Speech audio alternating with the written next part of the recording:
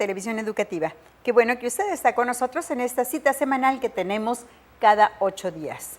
Hoy vamos a hablar de un tema que por especial, que por pues grave, da miedo. No siempre es grave, lo que sí, que siempre da miedo. Vamos a hablar de cánceres. Se oye rara la palabra, ¿no? Cánceres. Lo que pasa es que hay diferentes tipos de cáncer. Vamos a hablar con la oncóloga, con la doctora Carolina Galaz. Ella es genetista. Entonces, está con nosotros. Ya estuvo con nosotros en una ocasión y vuelve a estar. Bienvenida, doctora. Hola, maestra. Buenos días. Muchas gracias por la invitación. Estoy muy contenta de estar aquí. Y una pequeña corrección, nada más, soy genetista, no soy oncóloga, pero sí el tema que vamos a tocar el día de hoy tiene una relación muy importante con la oncología, que es la oncogenética. Vamos a hablar de genética oncológica, genética médica. Sí, pues la genética médica tiene muchas ramas y muchas aplicaciones. Una de ellas, que es muy importante, es la asociación que hay directamente de la genética con el cáncer, con la oncología, que esto es lo que se conoce como oncogenética. La oncogenética dentro de su propia rama es muy amplia también, pero dentro de la genética médica la aplicación que tiene más importante es diferenciar aquellos casos de cáncer que son hereditarios de los casos de cáncer que no son hereditarios. Eso es una confusión bastante común, que uno piensa, ¿el cáncer se hereda, no se hereda? En ocasiones el abuelito tuvo un tipo de cáncer y el hijo tiene otro tipo de cáncer y hay una como confusión de si se trata de cáncer hereditario o no. Y la oncogenética se especializa en detectar estos casos y abordarlos. Y es que nos dicen la palabra cáncer y ya nos ponemos a temblar porque es la peste negra de estos tiempos, de este siglo y del anterior, ¿no? Sí, claro, la incidencia y la prevalencia de cáncer ha ido aumentando de forma general, aunque con ciertos programas de tamizaje como el Papá Nicolau, sí ha habido una disminución en lo que viene siendo, por ejemplo, el cáncer cervicuterino, pero pues en general el cáncer sí es, como dice usted, pues algo que aterra, ¿no? A muchas, incluso creo que existe el término de fobia al cáncer, que es oncofobia o algo así, de personas que ya patológicamente tienen fobia a poder presentar un tipo de cáncer. Sí, leía por ahí en alguna revista que se están agrupando personas con ese tipo de fobias. Dicen, es que mi bisabuela, mi tatarabuela tuvo cáncer, entonces a lo mejor yo también lo tengo, y hay grupos de apoyo para decir, bueno, es que el cáncer lo puedes o no lo puedes heredar, pero comencemos, sí es hereditario, si la abuela, la bisabuela lo tuvo, es probable que yo lo tenga. Ok, bueno, pues es la pregunta más importante, yo creo, del programa, no diferenciar los casos que sí, los casos que no son hereditarios. El cáncer en general, de entrada, es una condición genética. ¿Por qué es una condición genética? Porque para que se dé el cáncer es porque una célula de nuestro cuerpo comienza a acumular cambios en los genes de esa célula que la convierten en una célula tumoral, una célula cancerosa, una célula que es diferente a lo que debería de ser, ¿no? Ya sea a nivel del pulmón, del hígado, incluso pues de la piel, dependiendo del tipo de cáncer. Pero no siempre es hereditaria. Lo mismo pasa con todas las condiciones genéticas. Uno en ocasiones escucha la palabra genética y piensas que inmediatamente pues, se trata de tu ancestría o de tu herencia. Algo genético simplemente es algo que ya está en esas instrucciones y no es algo que se adquiere. Entonces, ¿qué pasa con el cáncer? El cáncer, de forma general, es un padecimiento multifactorial. ¿A qué se refiere el término multifactorial? Es que sí tienes una predisposición genética, pero no por fuerza que sea herencia, y al combinarlo con factores ambientales, te puede hacer que te surja el cáncer. Factores ambientales como, por ejemplo, el tabaquismo en cáncer pulmonar, alcoholismo para cáncer hepático, exposición al virus de papiloma humano para cáncer cervicuterino. Pero esto es en el cáncer general multifactorial. Hay otro grupo de cáncer que se conoce como síndromes de cáncer hereditarios. Estos son tipos de cáncer que sí se heredan de forma directa, que si tú heredas esa información genética por parte de uno de tus progenitores, tienes una seguridad prácticamente del 100%, bueno, depende de los casos, de que vas a desarrollar el cáncer. Por eso es súper importante saber diferenciar los casos de cáncer multifactorial de los casos de cáncer hereditario, porque hay muchas maneras de prevenir y salvar la vida de estas personas cuando se logran catalogar como un cáncer hereditario.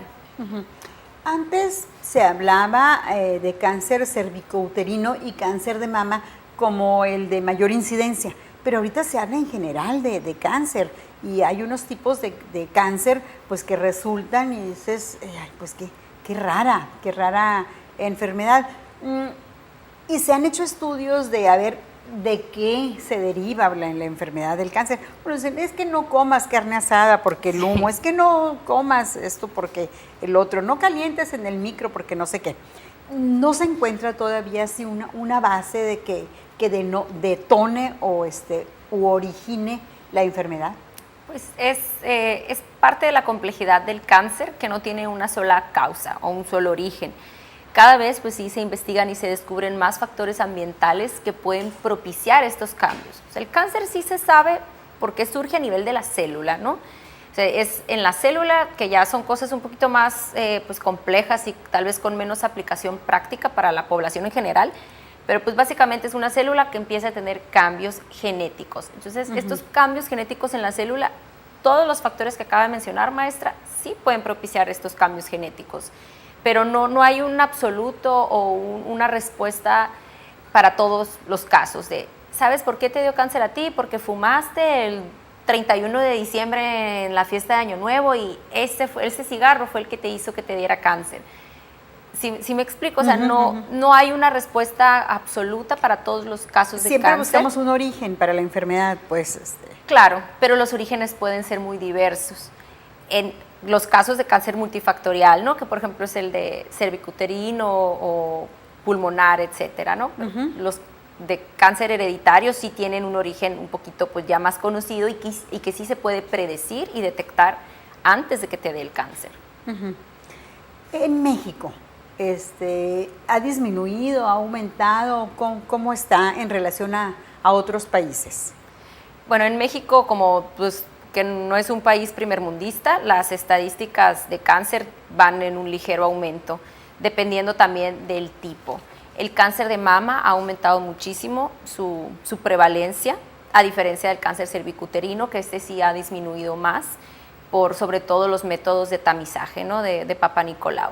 En sí, cómo se comportan las estadísticas de otro tipo de cáncer, hepático, pulmonar, de colon, no estoy muy actualizada, la verdad, con esos términos, porque pues, igual como mi perfil no es tanto de oncóloga, sino de genetista, es más detectar estos casos que tienen una base genética directa, que son los de cáncer hereditario, ¿no? Cómo identificarlos y qué se puede hacer en esos casos.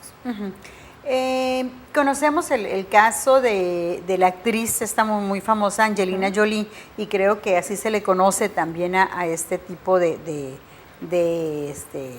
factor o de movimiento.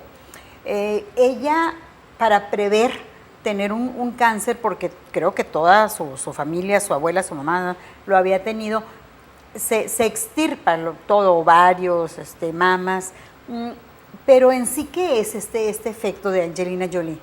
Ok, el efecto Angelina Jolie es un efecto que así se conoce precisamente, que a lo que hace alusión es al gran como difusión mediática que tuvo, las cirugías profilácticas que realizó esta actriz pues muy famosa. Estas cirugías profilácticas pues se refiere a que se hizo una mastectomía, se retiró las glándulas mamarias y los ovarios sin tener una patología en ese momento. Entonces, el hacer este evento de conocimiento público y tan mediático hizo que cobraran auge las pruebas genéticas para este tipo de cáncer hereditario. En Angelina Jolie se decidió hacer ese estudio por el historial familiar precisamente, que es una de las características que nos pueden orientar a detectar los síndromes de cáncer hereditario. Después que se obtuvo el historial familiar, se le realizó una prueba genética donde sí se identificaron cambios, o la palabra pues, más exacta en términos de genética es una mutación en el gen BRCA1, que este gen está asociado a cáncer de mama y de ovario hereditario. Entonces, si tú ya sabes que tú portas esa instrucción genética, tienes un riesgo muy elevado de desarrollar cáncer en algún momento de tu vida, por lo que estas cirugías reductoras de riesgo pues están indicadas en algunos de los casos, ¿no? Entonces, en el caso de tener familiares, de haber tenido familiares que padecieron cáncer y murieron de esta enfermedad, ¿es lo más efectivo lo que ella hizo? ¿Eso se debe hacer en el caso de un cáncer hereditario? Sí, claro, bueno, la cirugía no por fuerza. Hay muchas medidas también de prevención que no precisamente tiene que ser una cirugía. Puede ser un escrutinio, una revisión mucho más frecuente de esa paciente, de esa persona que ya detectaste un síndrome de cáncer hereditario.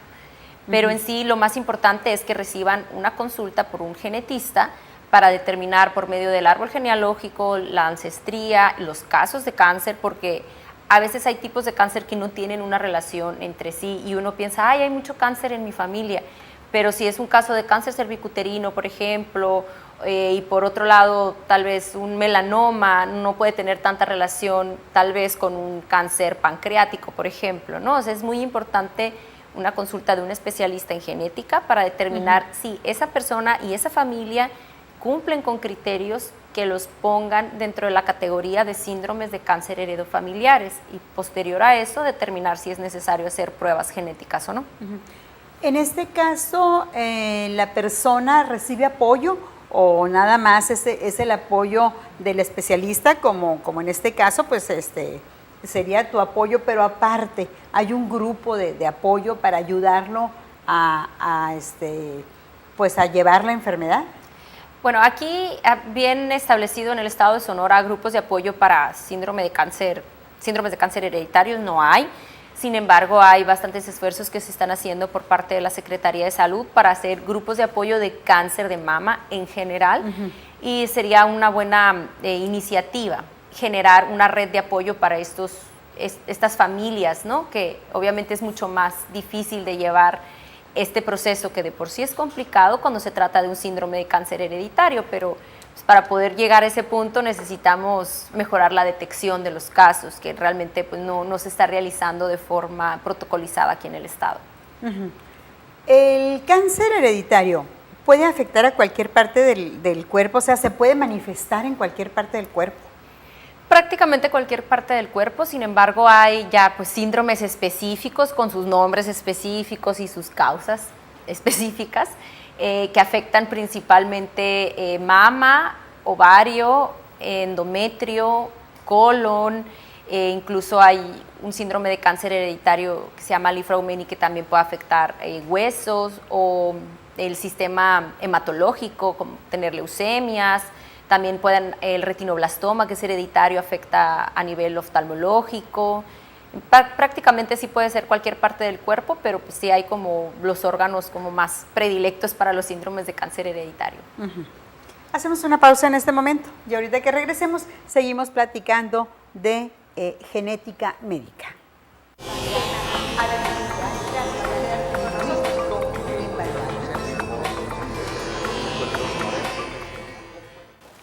Ya regresamos, estamos en Televisión Educativa platicando con la doctora Carolina Galaz.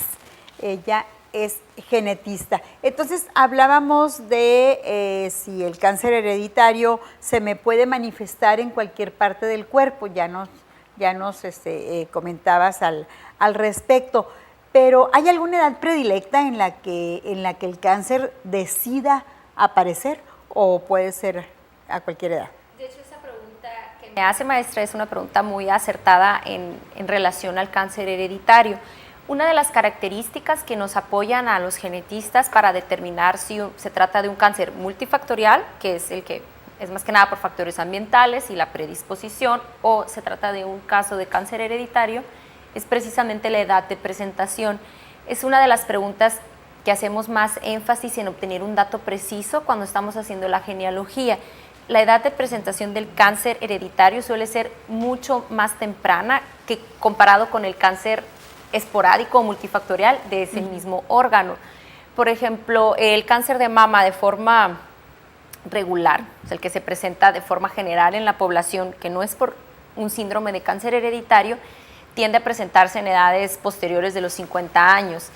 Y el cáncer de mama, que forma parte de un síndrome de cáncer hereditario, lo vemos en edades mucho más tempranas, incluso en jovencitas de 20 años, 30 años que ya tienen cáncer de mama. Ese es un foco rojo para que nos haga sospechar que se trata de un síndrome de cáncer hereditario, al igual que el cáncer de colon, el cáncer gástrico, el cáncer de próstata, o por ejemplo el retinoblastoma, que es un tipo de cáncer con el que nacen prácticamente los niños o lo presentan en la infancia temprana.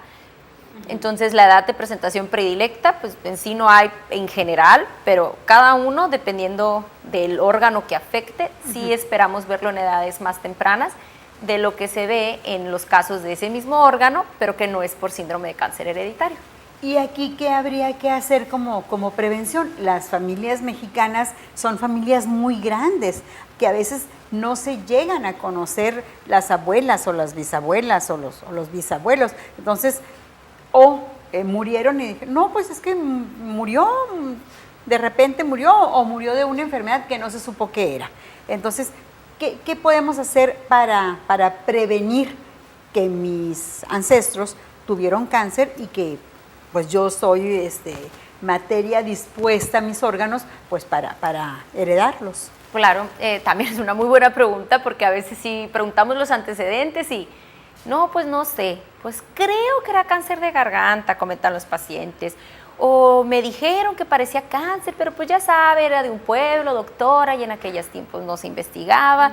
Pues cada caso es muy individual, ¿no? Entonces el objetivo es detectar un caso que uno sospeche de que sea un cáncer hereditario por edad, por ejemplo, por el tipo ya de marcadores que uno ve en el corte de patología, ya cosas un poquito menos al acceso de la población en general, pero que nosotros también los tomamos en cuenta para saber si puede o no puede ser. Después de eso se explica en la primera consulta la sospecha de que pueda tratarse de un cáncer hereditario. Se realiza un árbol genealógico de 3 generaciones mínimo, y los familiares que probablemente pudieron haber padecido algún tipo de cáncer, pues se les manda a investigar. Y por ejemplo en las instituciones, llámese IMSS, Secretaría de Salud, el Hospital General, el ISSSTE, generalmente sí se guardan en el archivo los expedientes durante mucho tiempo en lo que deciden depurarse, y en muchas ocasiones sí regresan a la próxima consulta ya con toda la información que tal vez en ese momento no nos van a poder proveer. Posterior a eso, sí, los antecedentes familiares que ellos recopilaron nos refuerzan más la idea de que pueda tratarse de un cáncer hereditario. Lo que sigue es hacer la prueba genética, que la verdad ya no es algo que es muy accesible, ya está al acceso de la mayoría de las familias en cuestión de costo, de tecnología, y es una simple muestra de sangre que ya nos puede sacar de la duda de si se trata o no se trata de un síndrome de cáncer hereditario. Aquí en Hermosillo se pueden hacer esas pruebas, y uno piensa en cáncer y piensa en que pues va a invertir pues bastante. Lo bueno es que se va a invertir en salud, pues, pero yo me siento buena y sana y quiero ir a hacerme una prueba genética. Entonces, ¿qué tanto tendría que invertir para realizarla? ¿Y tengo que hacerla aquí o tengo que viajar a alguna otra parte? No, las muestras se pueden tomar aquí, puede ser tanto una muestra de saliva o una muestra de sangre. Hay diferentes laboratorios que aquí no se procesan, pero pues todo se manda a Ciudad de México o Estados Unidos. Pero ya existe la prueba en sí genética, es un panel de exoma dirigido para genes asociados a síndromes de cáncer hereditario. El costo varía, pues, dependiendo del laboratorio, pero les puedo comentar aquí que es algo relativamente accesible, que puede salir hasta en 8,000 pesos, con una muy buena calidad y todavía con la seguridad de que si sale un cambio o una mutación en un gen que te va a dar predisposición a cáncer, pueden hacer el estudio de extensión a familiares de primer grado, buscando ese mismo cambio, ¿no? Para ver si lo heredaste, por ejemplo, de tu papá, de tu mamá, o si tus hermanos también lo tienen. Y posterior a tener esa información, pues dependiendo del gen que se encontró, el cambio que se encontró, ya se personaliza en ese individuo el seguimiento que se les va a dar, si es candidato a una cirugía reductora de riesgo, como fue el caso de Angelina Jolie, o por ejemplo en casos de cáncer de colon, lo que se hace es que se les realiza una colonoscopía anual, y en caso que ya vean un cambio mediante este estudio, pues ya se toma biopsia y tú ya estás monitorizando al paciente para ver qué pronóstico él puede tener, y se pueden salvar muchísimas vidas con este tipo de abordaje. ¿Son populares las pruebas genéticas?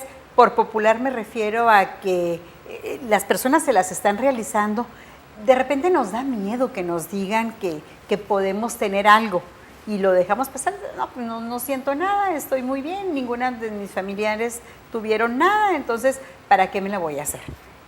Sí hay cultura de prevención en ese sentido de que voy a ir a hacer porque yo no sé de qué murieron mis abuelos. No, para nada. No son populares ni en la población en general, ni en el mismo gremio médico.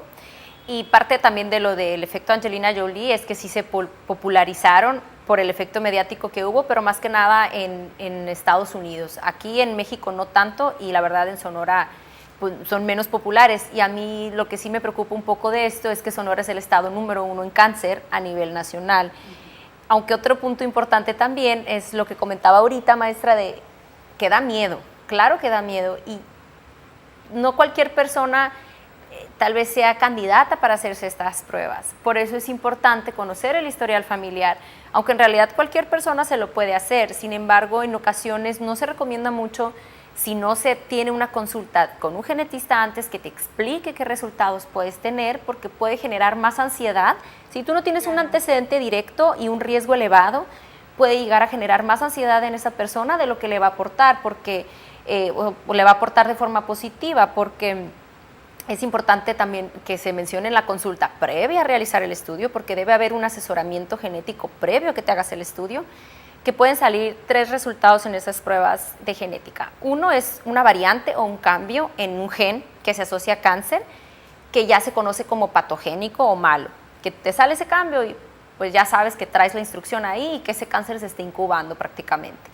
Hay otro resultado que puede ser una variante benigna, que en realidad no tiene por qué repercutir o tener algún problema, pero algunas personas, aunque con solo ver una variante, aunque sea benigna, ya entran en un estado de ansiedad. Y hay una tercera variante, que ese sí es un dolor de cabeza para todos los genetistas, que se llaman variantes de significado incierto. En comparación al genoma que tomamos de base para ver estos resultados, tú ves una variante y dices, ¿sabes qué? Este gen no es como el que tenemos escrito pues, en nuestra fábrica del genoma. Hay un cambio, pero no sé si es bueno, pero no sé si es bueno o malo. Entonces imagínate el estrés que tienen estas personas de que le dices, es que te salió un cambio, no sabemos si es bueno o malo, entonces tal vez para esta persona no vaya a ser tan útil o se va a arrepentir de haberse realizado ese estudio, sobre todo si no había una indicación directa por sus antecedentes familiares y solo fue por curiosidad. Porque pues de que uno se lo puede hacer aunque no tengas antecedentes familiares o no los conoces, sobre todo niños también, por ejemplo, adoptados, cuando hay adopciones, no tienes idea de tu ancestría, de qué predisposición genética puedas tener o no.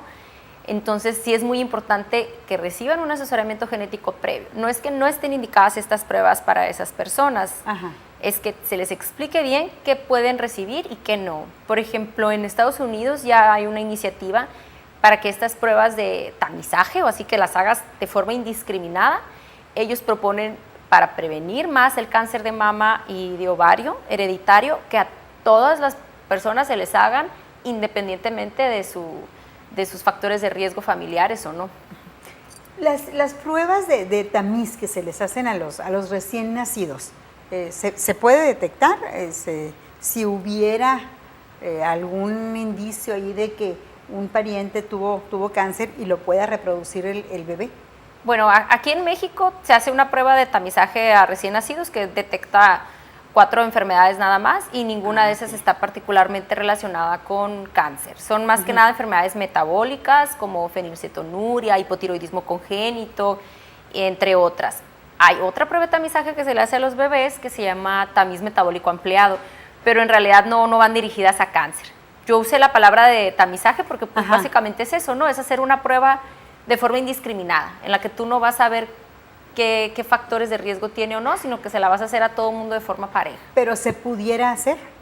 Sí se pudiera hacer, pero creo que habría implicaciones bioéticas muy importantes porque tú ya le estás tomando una prueba genética a un neonato, a un recién nacido, para ver si va a desarrollar cáncer y tal vez él no quería saber eso. Sí me explico, o sea, el niño pues no va a tener la autonomía de decir, oye, pero yo no quería saber si me iba a dar cáncer de mama a mí y por qué me hiciste esa prueba cuando nací. Entonces, por el costo-beneficio que podemos tener a esa edad para este tipo de padecimientos, yo no creo que sea éticamente correcto, ¿no? Pero de que se puede hacer, se puede hacer. Y es que es difícil, ¿no? Es una situación difícil porque a lo mejor los padres sí quieren para tomar medidas. Claro, sí, podría haber ahí una cuestión de un dilema ético, ¿no? Pero como la mayoría de los casos de cáncer hereditario, la mayoría, pero no el 100%, se presentan sí en etapas tempranas, pero después de que llegan a la mayoría de edad. Entonces se recomienda que si ese niño, por ejemplo, desde que nace tiene predisposición por los antecedentes familiares, sí se recomienda esperar a los 18 años, brindarle la consulta de asesoramiento genético y que esa persona, respetando su autonomía, decida si quiere o no realizarse esa prueba. Sí, es una situación totalmente difícil. Doctora, pues muchísimas gracias. ¿Tienes página de Facebook? ¿Tienes teléfono? Sí, tengo página de Facebook, es @doctoragalaz. También lo pueden encontrar como genetista en Facebook, y el teléfono para las citas de genética, ¿lo puedo decir aquí? Sí, es 6622-764125. Para cualquier asesoramiento o algo, dudas que se tenga, si en la familia ha habido muchos casos de cáncer, pues estoy en la mejor disposición de ayudar y orientar. Sobre todo estas dudas que nos quedan, ¿no? De que murieron mis abuelos. Ahorita estoy recordando que mi abuela murió de una enfermedad rara, dicen en el pueblo, pues a lo mejor era cáncer. Sí, o algo genético. Pero no hay que apanicarnos, simple y sencillamente pues tomar las medidas que corresponden en cada caso. Muchísimas gracias, doctora. Muchas gracias, maestra, por la invitación. Gracias a usted. Recuerde, dentro de 8 días la cita es aquí para poner otro tema a la luz. Hasta entonces.